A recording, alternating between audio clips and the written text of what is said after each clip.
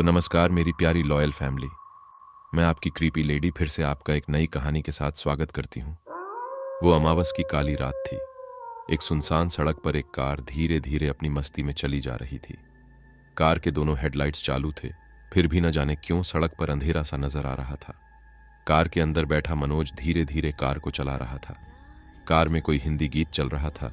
मनोज भी वो गीत साथ साथ गुनगुना रहा था। रात के 10 बज चुके थे और अंधेरा भी पहले से अधिक बढ़ चुका था। मनोज सांसारिक चिंताओं से दूर अपने आप में मग्न होकर कार को चलाए जा रहा था। अचानक उसे याद आया कि कुछ देर पहले दीपक ने फोन करके कहा था, मनोज, तुम्हें मालूम है ना, आज मेरा जन्मदिन है। मैं अपने घर पर जोरदार पार्टी करने जा रहा हूँ। तुम भी 12 बजे से पहले आ जाना। मनोज और दीपक सगे भाइयों से भी बढ़कर 2 अच्छे दोस्त थे। वे दोनों ही लेखक थे। दीपक का घर मनोज के घर से काफी दूर था। लगभग 3 घंटे का सफर था।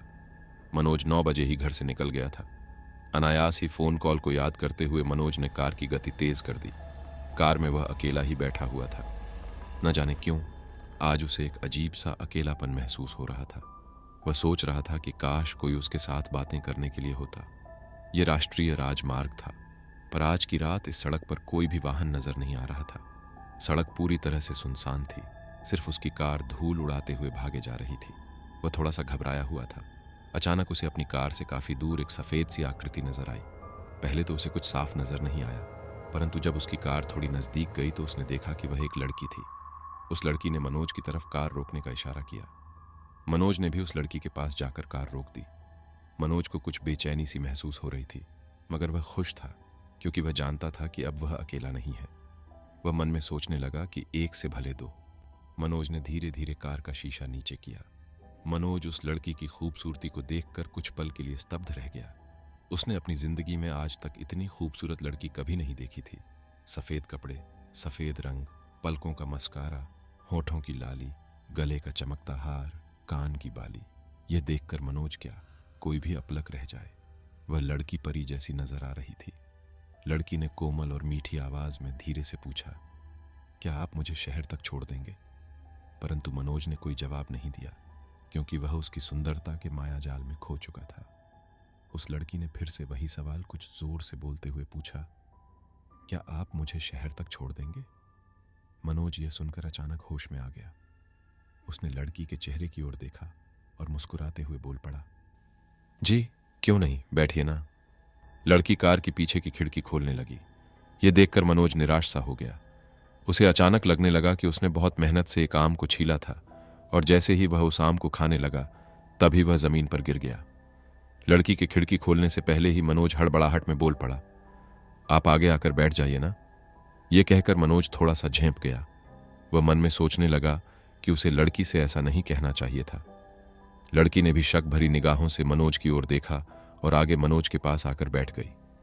मनोज ने अब राहत की सांस ली। उसने कार चलाना शुरू किया। वह बिल्कुल धीरे धीरे कार चला रहा था। मनोज ने फिर से उस लड़की की ओर देखा। वह लड़की 20 से 22 साल की लग रही थी। मनोज को अनुभव हुआ कि उसकी उम्र भी उतनी ही है और वह गदगद हो उठा। हालांकि मनोज हमेशा ही अपने लेखों में लिखता था कि मुझे हैरानी होती है कि आज का युवा लड़कियों में इतनी दिलचस्पी क्यों लेता है। जहां तक लड़कियों की सुंदरता का सवाल है, वह क्षणिक होती है, कोई अमर नहीं। आज उसे अचानक महसूस होने लगा कि उसने जो कुछ भी अपने लेखों में लिखा था सब कुछ गलत था। आज उसका मन कर रहा था कि वह अपने सभी लेखों को फाड़ दे और उनके टुकड़े टुकड़े कर दे। वे दोनों अब तक कार में खामोश बैठे थे, परंतु मनोज से रहा नहीं गया। उसने चुप्पी तोड़ी। मनोज ने उस लड़की से पूछा, आपको कहाँ जाना है?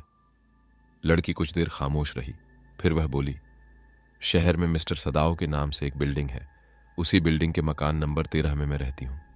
मनोज ने फिर से उस लड़की से पूछा, आप इतनी रात को सड़क पर क्या कर रही थी? आपको डर नहीं लगता? ये सुनते ही लड़की जोर जोर से हंसने लगी और बोली, डर? वह भी मुझे? क्या तुम्हें भूतों में विश्वास है? मुझे तो बिल्कुल भी नहीं।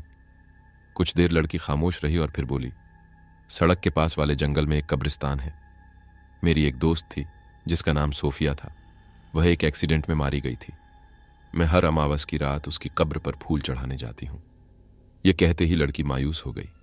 मनोज को उसकी बातें सुनकर कुछ डर सा लगने लगा। मनोज इस सड़क पर पहली बार आया था। मनोज कुछ देर खामोश रहने के बाद फिर बोल पड़ा, यह सड़क इतनी सुनसान क्यों है? लड़की ने मनोज की ओर शक भरी निगाहों से देखते हुए कहा, लगता है आप इस सड़क पर पहली बार आए हैं। यह सड़क इसी तरह सुनसान रहती है। बहुत कम लोग इस सड़क पर आते हैं। शायद आपकी तरह भूत प्रेतों से डरते होंगे। यह कहकर लड़की हंसने लगी। मनोज को उस लड़की का हंसना बहुत अच्छा लग रहा था। बातों बातों में मनोज को पता ही नहीं चला कि वह कब शहर में घुस गया। लड़की ने एक बिल्डिंग के आगे कार रोकने को कहा। मनोज का मन तो नहीं कर रहा था कि वह वहां पर कार रोके और वह लड़की कार से उतरे। वह चाहता था कि वह लड़की पूरी उम्र उसके साथ रहे, पर वह चाहकर भी कुछ नहीं कर सकता था। उसने उस बिल्डिंग के आगे कार रोक दी। लड़की ने मनोज की ओर देखा और पूछा, आप कितना किराया लोगे? मनोज ने हंसते हुए कहा, रहने दीजिए जी, आपसे कैसा किराया? यह सुनकर लड़की कार से उतरी और बिल्डिंग की ओर बढ़ने लगी। मनोज को कुछ अजीब सा महसूस होने लगा। अचानक वह लड़की रुकी और पीछे मुड़कर बोली, शुक्रिया, मेरा मकान नंबर 13 है, याद रखिएगा, कभी आइएगा जरूर, गुड बाय। ये कहते हुए लड़की बिल्डिंग के अंदर घुस गई। मनोज के दिल को कुछ ठंडक महसूस हुई। उसने कार को चलाना प्रारंभ किया और ठीक 12 बजे पार्टी में जा पहुंचा। पार्टी में पहुंचते ही दीपक ने उसे देरी से आने के लिए डांटा। मनोज अभी भी उस लड़की की यादों में खोया हुआ था। उसने दीपक को सारी आपबीती सुनाई। मनोज ने दीपक से कहा, दीपक, मेरी बात मान, उस लड़की की आंखों में कुछ तो खास था, वह जरूर कोई परी थी। दीपक ने हंसते हुए कहा, अरे मेरे भाई मनोज, तू तो उस लड़की की सुंदरता में बावला हो गया है। वे दोनों कुछ देर शांत रहे। फिर दीपक ने कहा, चल ठीक है, तुझे उसका घर तो मालूम है, पार्टी खत्म होने के बाद मुझे उसके पास लेकर चलना, आखिर मैं भी तो देखूं वह कितनी सुंदर थी। मनोज ने भी हां में सिर हिला दिया। पार्टी रात के लगभग 3 बजे खत्म हुई। पार्टी खत्म होते ही वे दोनों दोस्त उस लड़की के मिलने के लिए निकल पड़े। मनोज को अचानक स्मरण हुआ कि उसने उस लड़की का नाम तो पूछा ही नहीं। उसे खुद पर गुस्सा आने लगा। फिर उसने सोचा कि कोई बात नहीं, वह अब उस लड़की का नाम पूछ लेगा। मनोज ने एक बिल्डिंग के आगे कार रोक दी और बोला, वह लड़की यहीं पर मकान नंबर 13 में रहती है। वे दोनों कार से नीचे उतरे। मनोज ने चारों ओर नजर दौड़ाई। चारों तरफ अंधेरा छाया हुआ था। रोशनी की कोई किरण नजर नहीं आ रही थी। बिल्डिंग के एक कोने में एक भिखारी लेटा हुआ था और वह उन दोनों की ओर घूर रहा था। मनोज यह देखकर थोड़ा सा डर गया, पर उसने उस भिखारी को नजरअंदाज किया। वे दोनों धीरे धीरे आगे बढ़ने लगे। सीढ़ियां चढ़ते हुए वे दोनों मकान नंबर 13 के आगे जा खड़े हो गए। दीपक ने दरवाजा खटखटाया। मनोज सोच रहा था कि अब वह लड़की आकर दरवाजा खोलेगी, मगर वह निराश हो गया क्योंकि एक बूढ़ी औरत ने दरवाजा खोला। मनोज ने उस बूढ़ी औरत की ओर देखते हुए कहा, माँ जी, हमें उस लड़की से मिलना है जो यहां रहती है। उस औरत ने मनोज की ओर शक भरी निगाहों से देखा और पूछा, किस लड़की की बात कर रहे हो तुम? यहां तो मैं अकेली ही रहती हूं। मनोज फिर से बोल पड़ा, देखिए माँ जी, वह लड़की मुझे रास्ते में मिली थी। वह कार में मेरे साथ ही थी। वह लड़की अपनी दोस्त सोफिया की कब्र पर फूल चढ़ाकर आई थी। सोफिया का नाम सुनते ही वह महिला मायूस हो गई। कब्र का नाम सुनते ही दीपक भी थोड़ा सा डर गया। महिला थोड़ी मायूस होकर बोली, ठीक है, तो तुम्हें उस लड़की से मिलना है तो चलो मेरे साथ। महिला के यह कहते ही वे तीनों कार में सवार हो गए। वह महिला उन्हें जंगल के पास ले गई। मनोज और दीपक को कुछ भी समझ में नहीं आ रहा था। मनोज को उस महिला पर शक हो रहा था कि वह उन्हें कहाँ ले जा रही है। महिला ने जंगल के बीचों बीच कार रुकवाई। वह महिला कार से उतरकर जंगल के अंदर जाने लगी। वे दोनों भी उस महिला के पीछे पीछे डरते हुए चलने लगे।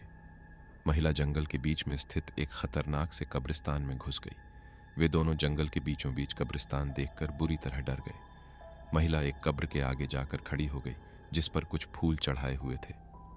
लो, मिल लो उस लड़की से, ये मेरी बेटी की कब्र है जो आज से 2 साल पहले मर गई थी, महिला ने रोते हुए कहा। ये सुनते ही मनोज और दीपक के पैरों तले जमीन खिसक गई। वे कुछ देर वैसे ही खड़े रहे। कुछ देर बाद वह महिला रोते हुए बोली, मेरी इकलौती बेटी थी जो मेरा सहारा थी, वह भी भगवान ने मुझसे छीन ली। ये कहते हुए वह महिला रोने लगी। मनोज और दीपक ने उस महिला को संभाला। उन दोनों ने उस महिला को कार में बिठाया और उसे वापस शहर में मकान नंबर 13 में छोड़ने के लिए चल पड़े। मनोज के तो कुछ भी समझ में नहीं आ रहा था। उसे यह भी समझ नहीं आ रहा था कि यह सपना है या सच।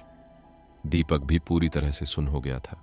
कुछ देर बाद उनकी कार फिर से उस बिल्डिंग के सामने आकर खड़ी हो गई। वह बूढ़ी महिला कार से उतरी और बिल्डिंग के अंदर चली गई। मनोज ने देखा कि वह भिखारी अब भी वहीं बैठा था और उन दोनों की ओर आंखें फाड़ फाड़ कर देख रहा था। दीपक ने कांपती हुई आवाज में मनोज से कहा, मनोज, ये क्या था? तुम किससे मिले थे? दीपक की यह बात सुनते ही मनोज कांपने लगा। तभी मनोज ने देखा कि वह भिखारी उठ खड़ा हुआ और उन दोनों की ओर बढ़ने लगा। ये देखकर वे दोनों डर गए। वह भिखारी उनके पास आकर खड़ा हो गया और डरते हुए उनसे पूछा, साहब, आप इतनी रात को यहां क्या कर रहे हो? मनोज ने भिखारी की ओर शक भरी निगाहों से देखते हुए कहा, एक महिला को छोड़ने आए थे। भिखारी ने फिर से डरते हुए कहा, पर साहब, आपके साथ तो कोई भी महिला नहीं थी और आप किसके साथ बातें कर रहे थे? भिखारी की यह बात सुनते ही वे दोनों डर गए। दीपक ने फिर डरते हुए उस भिखारी से कहा, वही महिला जो मकान नंबर 13 में रहती है। मकान नंबर 13 का नाम सुनते ही वह भिखारी थर-थर कांपने लगा। ठंड की इस रात में भी वह भिखारी पसीना पसीना हो गया।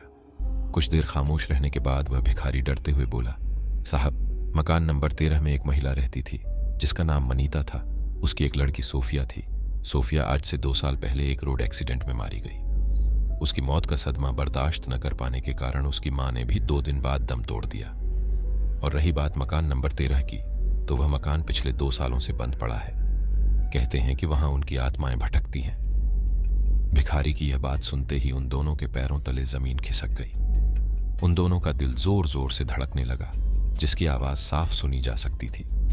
भिखारी की ये बातें सुनकर मनोज को लगने लगा कि मानो किसी ने उसके दिल पर जलता हुआ अंगारा रख दिया हो, जो शायद न कभी बुझेगा और न कभी उठाया जाएगा। दोस्तों, उम्मीद है आपको ये कहानी पसंद आई होगी। तो अभी सब्सक्राइब करिए आपकी क्रीपी लेडी को और देखिए रोज दिल दहला देने वाली हॉरर स्टोरीज।